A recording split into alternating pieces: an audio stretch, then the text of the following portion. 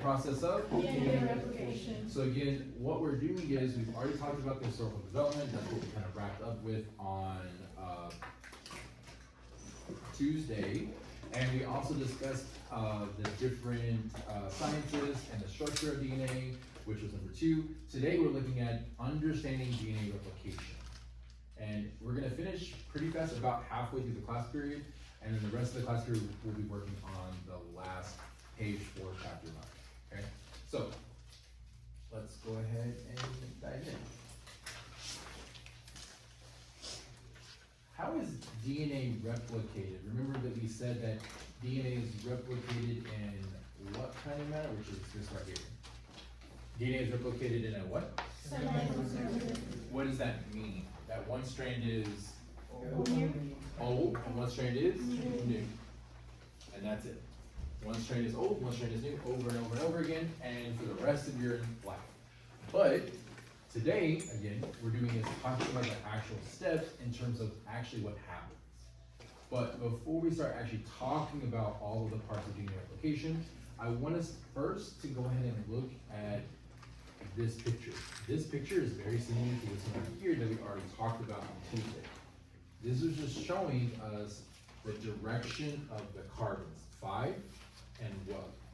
3. Remember, those are the 2 big ones. When we talk about how DNA is made in the 5 to 3' direction, or the 5th to 3rd carbon direction. You guys go ahead and put that up for now, because we'll have half the class period, so you should be able to get it done. Okay. All today has been finishing up chapter 9 and finishing up all of lecture 9 germ stuff. Okay, so you should have that. Okay. So one more time, the directionality of DNA replication just means that it goes from 5 to what? 3. And if you look right here, 5 to 3, 5 to 3. That's what that means. Okay? And that's all it's the same, 5 to 3. So how, first off, before we start actually talking about the steps, remember that DNA looks like this, right? It has the major groove, it has the minor groove. The backbone of DNA is what? And it's the part that you get the color in purple. What is the backbone of DNA? I already took one, but I'll take another one. You need to get rid of germs? Yes. So what is the backbone of DNA? It's the what? It's the outside. What part is the outside? The sugar and the phosphate? The sugar and the phosphate. That's the part that we have to box in. So when we look at this, again, that's what this is. This yellow is the sugar and the phosphate. These inside right here are the bases, which are that's all it is. So it shows the backbone, it's not showing all the sugars and all the phosphate. That's the point. Okay? Does that make sense? Okay. So when we look at DNA, it wants to stay coiled up. Do you guys know what a slinky is? A slinky, remember, is the little thing that it's like coiled and wants to snap together, right? And when you open it, what happens to it? It expands, and then if you let it go, what's gonna do? It's gonna snap back, right? DNA is kind of the same way. DNA wants to stay coiled up. It doesn't want to be straight out, okay? So we have to actually unwind DNA. And how do we unwind DNA? We unwind it with this enzyme called topoisomerase. Topoisomerase does what? It unwinds DNA, because DNA wants to be what? Coiled. Okay. But, one more time, what's the first step? It's 3 parts, but the first step is topoisomerase unwinds DNA. DNA wants to go back, but we have to keep it straight, so what do? We add these guys, which are called single stabilizing proteins. One more time, topoisomerase does what? Unwinds DNA, but single stabilizing proteins keep it straight, so it doesn't go back, okay? But again, what's these bases in the middle? How are they connected to each other? Those bases in the middle, how are they connected to each other? Hydrogen bonds. Again, that was the point of literally doing this so that we understand this part right now, okay? So because there's hydrogen bonds there, how do we cut them. Because if we don't cut them, then we can't do what? Copy it. Copy it. Again, remember, semi-conservative model of replication means one old, one new, one old, one new. So you have to open it up so we can make a copy of it. So how do we do that? We have this guy called helicase. Helicase. Helicase goes through and is like a zipper and cuts and unwinds all of those nitrogenous bases, or in other words, the hydrogen bonds. Okay. First step has 3 parts. Part 1 is what? Topwise summarize, Unwinds DNA. unwinds DNA, single stabilizing proteins, Keep it keep straight. it straight, and 3, helicase, Breaks the hydrogen bonds. breaks the hydrogen bonds, done, that's it, okay? Now that DNA is open, now we can actually make a Copy. copy, okay? You see how it is like forks off or goes in 2 different directions? What is a fork in the road? When you have a fork in the road, you can either go left or right? Okay? This right here, replication fork. This right here, replication fork. That's all that means. So the replication fork is the part where helicase is actually actively cutting up those hydrogen bonds to separate the 2 strands. Okay? Does that make sense? Okay. Now, we're gonna actually start making DNA, but before we can actually make DNA, DNA polymerase needs to have, or before we can actually start making it, we need to have a primer. What's a primer? Like if you're thinking about like makeup or painting in general. It like sets it up. Sets it up, it's a base, right? So one more time, a primer is a base. So you need a RNA primer, a base, before we can actually make the rest of DNA. And you're probably thinking RNA, I thought we were making DNA. Again, that's kind of the point, okay? That's a part of the problem. So one more time, letter D, which is who? DNA polymerase. RNA polymerase. One more time, D is RNA polymerase, comes in, attaches, and makes G, which is what? RNA primer. RNA primer. And as soon as it makes it, what does it do? It leaves. Again, it's a base. It's setting it up for what we're about to do, which is make DNA. So, after helicase unzips all of this DNA, RNA polymerase comes in, attaches, and makes a what? RNA primer. RNA primer. And afterward, it leaves. That's it. Okay? Does that make sense? If you look though, on the right, do you notice, are there any RNA primers? Do we see? No. But on the left, we see it, right? How many do we see? In just this short section. Like there's RNA primer is what color, I should ask? 2. Red. Red. So how many RNA primers do I see on this left strand? 1, 2. Just 2 little strands. Those don't count because those are the RNA like nucleotides. So how many primers are over here? How many are on the other side? None that we can see, right? That's because it happened all the way down there. So for example, if you look over here, this is another example of RNA replication. Even though I'm not drawing all the proteins, it's the same thing. This again is the replication fork. But if you notice, what is that? The little red, just like over there? RNA primer. What is that? RNA primer. RNA Primer. Primer, primer, primer, right? But if you look at this top strand, do I see it? Until I get to the very end. That's the RNA primer. Does that make sense? So again, this is when we need to know why the direction of DNA and how it's made. Okay, so one more time. RNA primer is made by who? RNA polymerase. And once RNA primer is laid down, then we can actually do the next step. And the next step is where we have this guy, H. Who's H? DNA polymerase 3. DNA polymerase 3. He comes in and he's like, oh, there's a primer? Now I know where to start. Does that make sense? If the primer isn't there, does DNA polymerase 3 make DNA? No. It has to have a primer to know where to start. Okay? So once DNA polymerase 3 attaches to the what again? RNA primer. RNA primer, then it can actually start to make DNA. But this green color, is it new or old DNA? New DNA. New. it says copied, but it's the same thing, cause you're copying, so that's the one that you just made. Okay? Does that make sense? Okay? But that only happens on that strand over there. And on this strand, what do we see? Just trucking through it, make it. Okay? So over here on this strand, it makes an RNA primer, and then it has to make a little bit of DNA. But why does it stop though? Because there's another RNA primer. There's another RNA primer, so it already made it, so it has to stop. Does that make sense? But over here on this strand, does it have to stop? No, because there's no RNA primer. RNA primers in the way, so it can just keep on trucking. Okay. That's why this strand right here is called the leading strand, and that strand over there is what we call the lagging strand. What does that word lag mean? To stop and a little bit delay or behind. Does that make sense? So an idea behind it is this. So let's pretend that Abraham is the RNA primer. Okay, if Abraham's the RNA primer, I see it. I'm DNA polymerase 3. I go in. Okay, I see it. Now I can go ahead and walk backwards, make my DNA. But by the time I make my DNA, there's another RNA primer up there. So what do I got to do?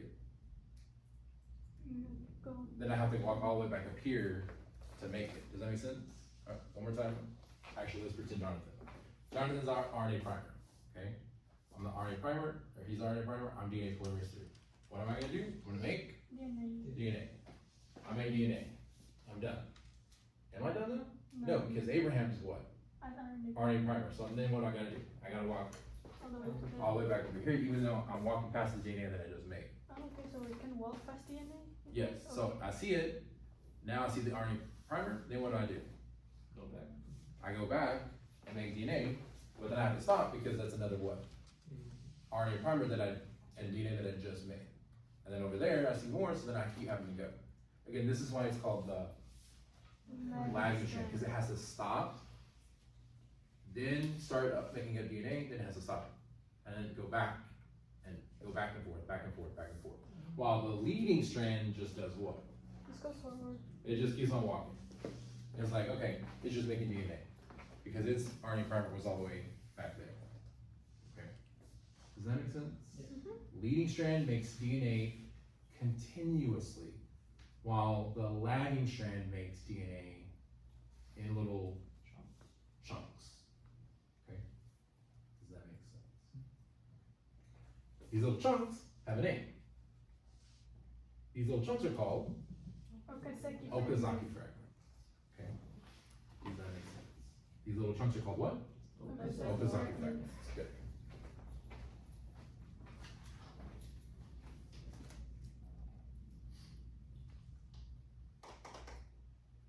But what do we notice is a problem with the Okazaki fragments though? Again, we can see here, these fragments, the problem is what?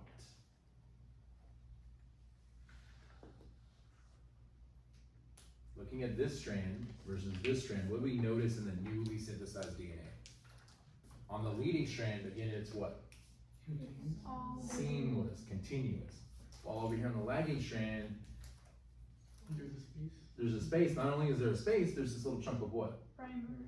RNA primer. So again, what's the problem? One, there's a little chunk of space, and two, there's a little chunk of RNA primer.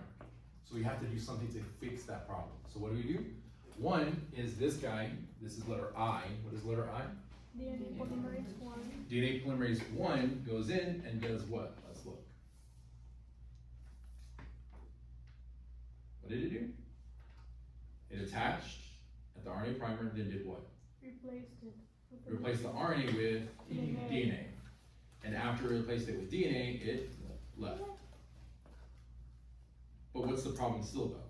There's still a space. There's still a space. So we have to fix the space, and who does that? This guy K, called ligase. Ligase goes in and seals that hole. But wow, what is that hole? That hole is actually being formed, or what's forming in that hole? Phosphodiester bonds.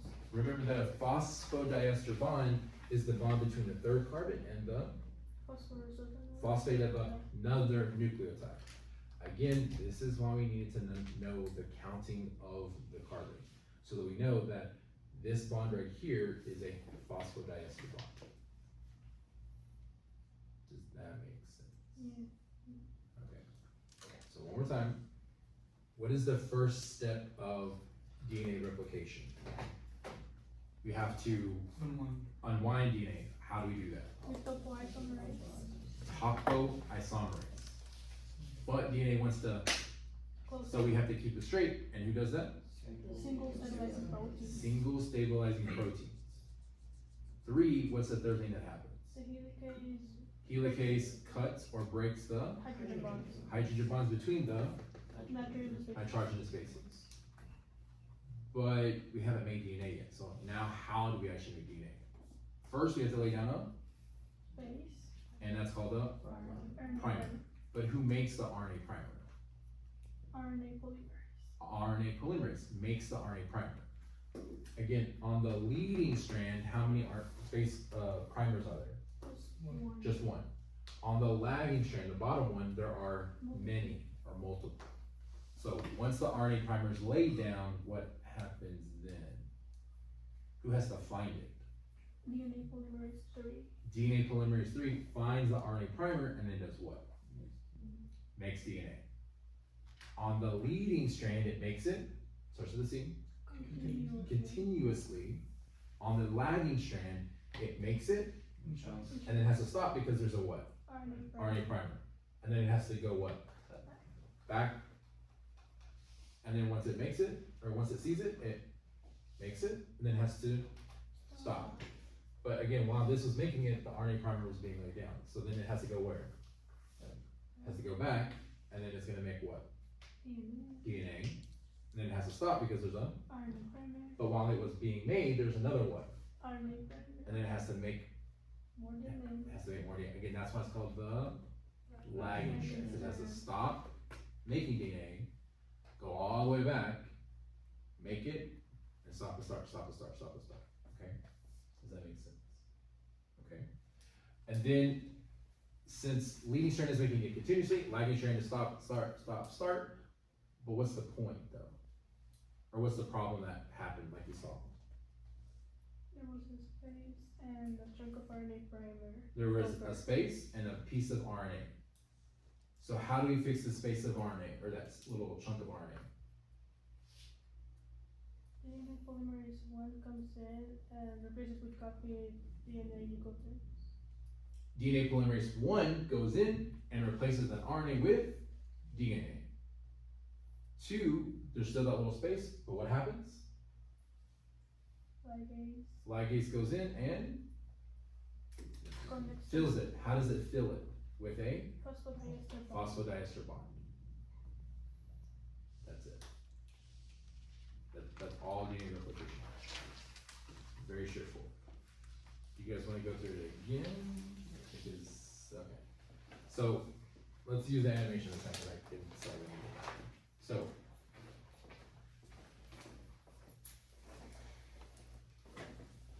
First thing that happens is what? Topoisomerase unwinds what? DNA. And how do we keep it unwound? Single stabilizing proteins. And then what? Helicase breaks the hydrogen bonds. Just like that. Again, it's like unzipping. But what is this called? This part right here where it's forks, where it's actively breaking those hydrogen bonds? Something fork. Replication fork. And then what do we do?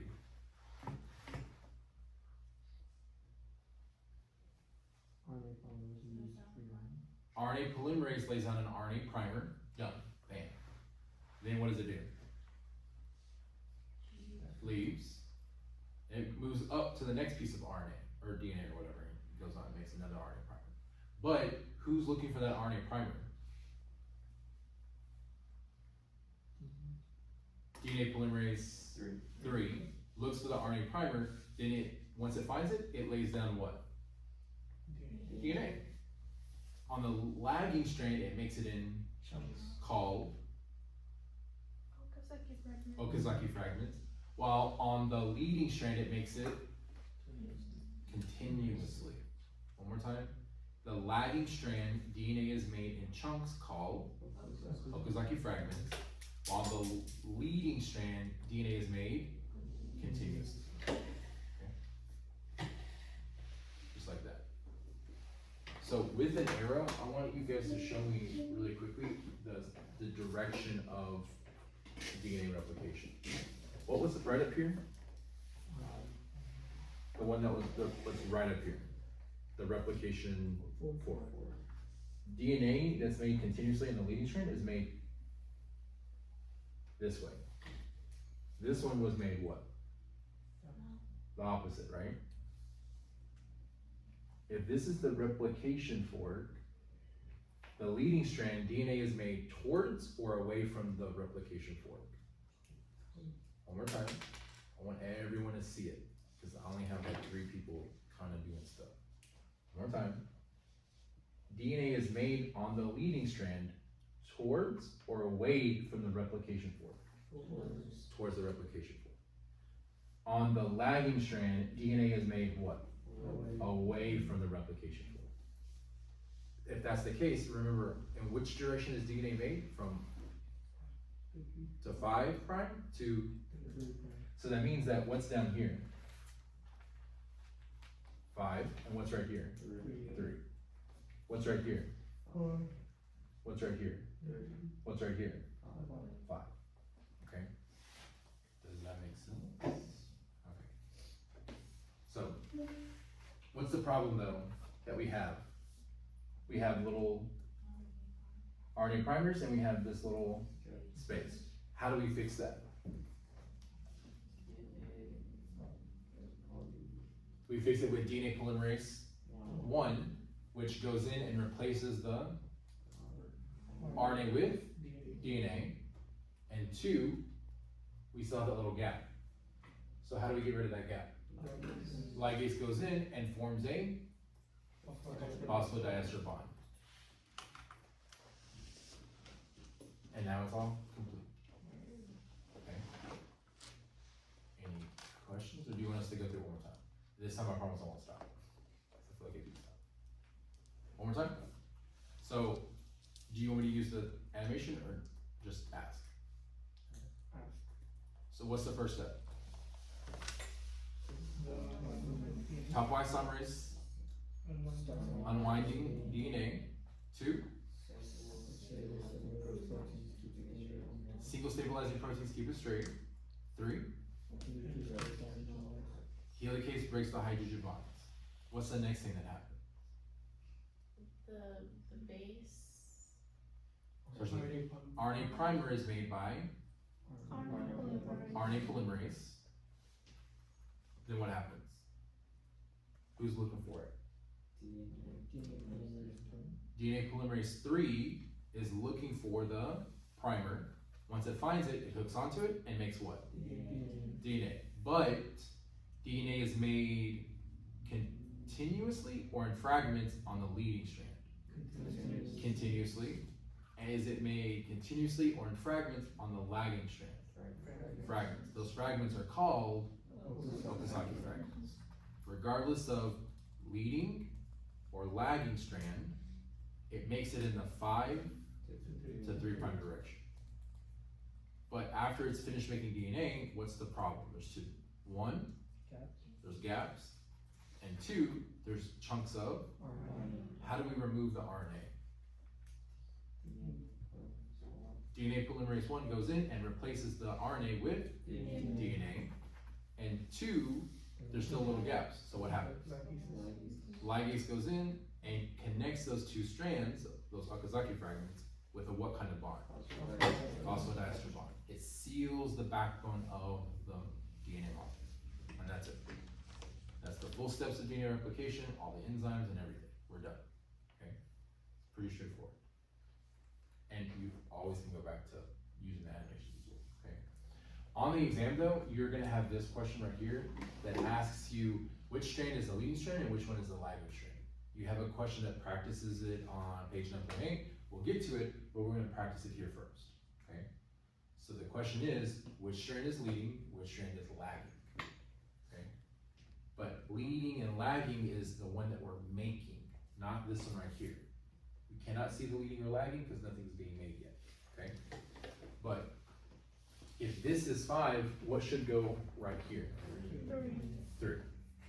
If 3 was right there, what should go right here? 5. Okay? And now I'm gonna add in my 2 pieces of DNA that I'm making. But if this one is 3, what should go right here that I'm making? Again, remember this is the original, this is the copy. This is the original, this is the copy, the green, just like from the model from before. So if this is 3, what is this right here? It's 5. One more time. If this is 3, this is what? 5. Again, this right here should be an exact copy of this bottom one. And this one should be an exact copy of what? That top one. So if this is 5, what should go here? 3. And if this is 5, what should go right here? 3. And if this is 3, what should go right here? 5. 5. Okay? So that means that when you're on your test, when you're on that question, you need to make sure that you label all of the numbers first. Because remember, DNA is made in which direction?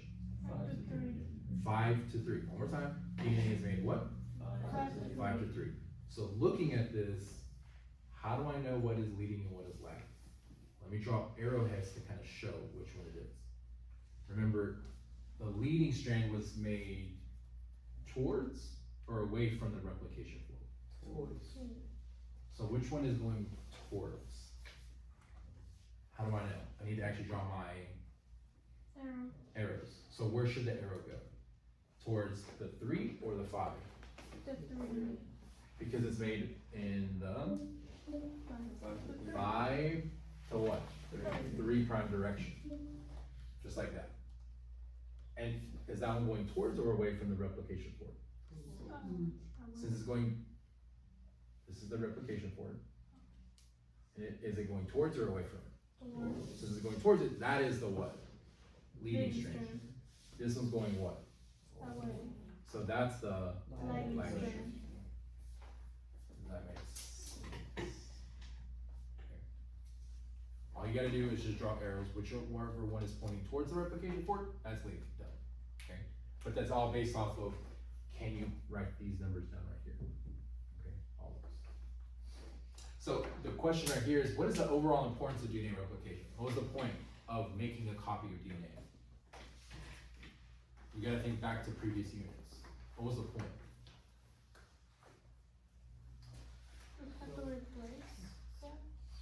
Not really replace, well, what is the process where we replace cells if they get old or broken or worn down or whatever? Mitosis. What is mitosis? Making a splitting a nucleus and therefore a cell. But before we can split the nucleus, we gotta make a copy of the DNA. So what is the point of DNA replication? Making a copy of DNA for what process? Mitosis. There we go. Make sense? What phase, looking over there at the board, or the eukaryotic life cycle, the one in yellow, orange, or whatever, what phase does DNA replication occur? S phase. Does that make sense? Again, it's what we talked about from before, okay? What happens if this process gets messed up? Mutations, which can therefore cause cancer. Are all mutations bad? No. Okay.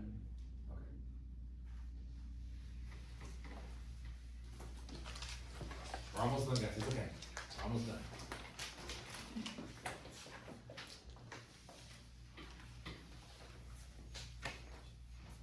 And good news though, we are still on track for having our test on November 3rd and 4th. So November 4th for you guys, okay? Which is not next Tuesday, but the Tuesday after that, okay? And we only have 5 weeks left. That's it, that's all we got left. Really? Mhm. Like, including, like, Not a full TISD, I'm talking about my class. well, I know. What does, I thought this class ends. I'll show you in just a second. So, right here, this is just saying that DNA isn't perfect because there are some mistakes. And there's this thing called proofreading. What is proofreading? Again, you guys are in 1301, so what is proofreading? Majority. Just rereading. You double check your writing, right? So it's the same thing. For example, DNA polymerase, when it's making DNA, it does this. So right here, this is the backbone, and this nitrogenous base is adenine. What should be right here? Thymine. So DNA polymerase says, oh, that's an adenine. I should put a what? Thymine here. So it looks, brings it in, it sees it, great, perfect, thymine. But what DNA polymerase 3 does is it proofreads or double checks itself. It says, just to make sure, I'm supposed to put a what? Is that a thymine? Yes, and then it moves on. That's what it's called proofreading. So it double checks itself before it moves on to the next nucleotide or the next base. It always double checks itself. Because again, it has to be perfect. Because again, if it's not perfect, then those are mutations which can cause problems later on. So it has to be perfect. Does that make sense? Okay. And these are other ones. Don't worry too much about them. I'm only going to focus on the proofreading repair of DNA polymerase. Okay. Next part says, but if you are exposed to mutagens, that's what can cause what? Mutation. Mutagens, mutations. Being exposed to mutagens can cause mutations. And there are several different kinds of mutagens. So for example, physical, chemical, or what? Biological. Biological. Physical mutagens include things like what? X-ray. Or what's UV light? Sunlight. Sunlight. If you're exposed to too much sunlight, what's gonna happen? You get skin cancer. Melanomas is one type of skin cancer. X-rays, remember we talked about Rosalind Franklin. She was exposed to radiation from the X-rays from the X-ray crystallography experiments that she was doing, and she ended up getting ovarian cancer. So again, they are physical mutagens. Chemical mutagens include what? What's that element? Iron, lead. Lead. So why is that bad? Again, literally 50, 60 years ago, or 70 years ago, there was literally lead in what? Water. And a lot of the pipes and a lot of the paint that we painted houses with, or that were put on toys. So babies would chew on paint and on toys and get paint or lead in their brains, and they would end up causing cancer. Because lead is a chemical mutagen. Okay. What about biological? One example is what? Viruses. For example, do you guys know what HPV is? Mm-hmm. HPV is human papillomavirus. Human papillomavirus is the #1 leading cause of cervical cancer, because the virus mutates the cells in the cervix to cause cancer. Okay. So again, all of these things can cause mutations, which cause problems. In this case, usually that cancer. Okay. Any questions? This bullet point right here, go ahead and read for me, please, Matthew. Mutations of the virus during gamete formation may be passed down to offspring. What does that mean, gamete formation? Sperm and egg. So if we make sperm and egg, and there's mutations in the DNA of those, we can pass those on to our offspring, which then they can inherit those mutations, good or bad. Go ahead and read that one for me, please, Jonathan, the last bullet point. Not all mutations are dangerous, some are considered neutral. What does that mean, neutral? No, They don't hurt, but they don't Agree. advantage, or they don't help. They don't hurt, but they don't help. Okay? We'll talk more about mutations in the next chapter, because we're gonna be looking at protein synthesis and kind of like, what does it actually look like? Okay?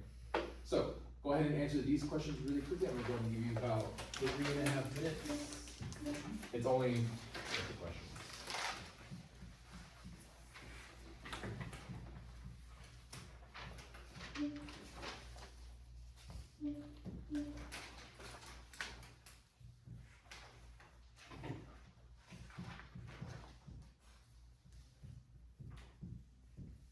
Again, go ahead and do 15 as well, but not 16. Okay, just go ahead and skip 16.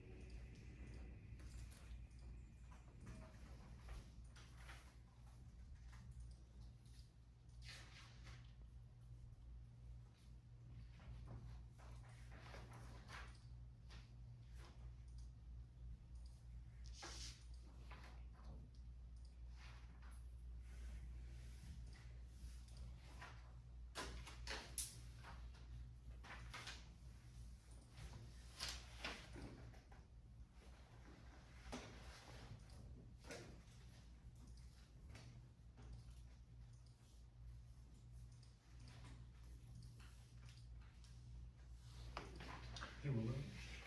Willa. Oh, right. Can you, I'm gonna print something to the front office. Can you go pick it up? They're grades, so just double check. Okay, I'll work with my eyes closed. Okay, so number 8 says, when DNA replication begins, what? What's the correct answer? Which one? Number 8. The two DNA strands unwind from each other. And who does that? Clockwise summary, good. Number 9, which of the following is or are not required for DNA replication? Do we need this DNA polymerase? Yeah, we need 1 and what? 3. What does 1 do again?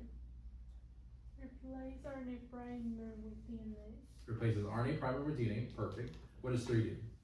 Attaches the RNA primer and makes DNA. Attaches to RNA primer and makes DNA. Perfect, good job. C says template DNA. What does template mean? The original. Do we need original DNA? Yes, we can actually know what to make a copy of, right? Helicase, do we need that? What does it do? It breaks the hydrogen bond, perfect. Nucleotides, do we need those? Yes, we need both RNA and DNA nucleotides. Primers, yeah, we need the primers so we know where to start making DNA. So that means what letter is the correct option? F, good. Number 10 says energy that drives the attachment of a nucleotide to the end of a growing strand of DNA comes from what?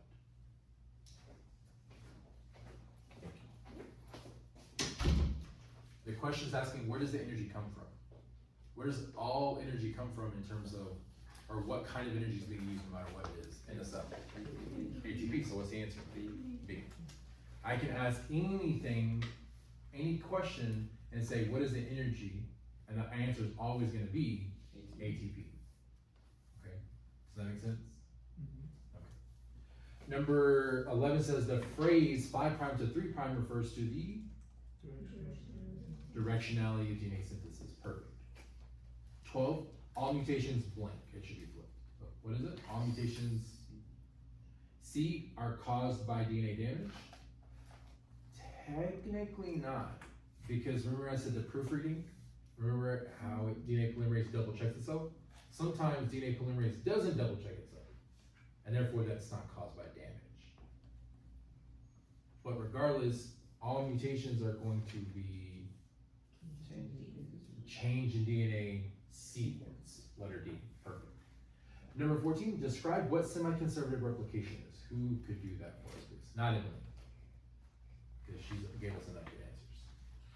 What is DNA semi-conservative replication? It's like you keep one old strand of DNA and you use a new one to produce more DNA. Perfect. One old, one new strand. And then number 15, it says compare and contrast purines and pyrimidines. Anyone want to volunteer? Nicholas? Pyramids have 1 carbon ring, while purines have 2 carbon rings.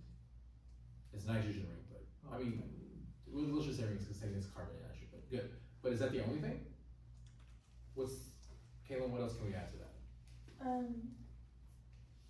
Purines have adenine and guanine, and pyrimidines have cytosine in them. Perfect. So pure as gold. So that includes adenine and guanine, and they have how many rings? 2. While pyrimidines only have and include who again? Cytosine, thymine. Who else though? Uracil. The question doesn't say only in DNA, right? It says compared, so it should be both. Any questions on those? Okay. So I'm gonna move on to the next one. So again, you guys still have 42 minutes left of class, so you got plenty of time, okay? So the last section is go ahead and flip to page 9.8 real quick. Is good.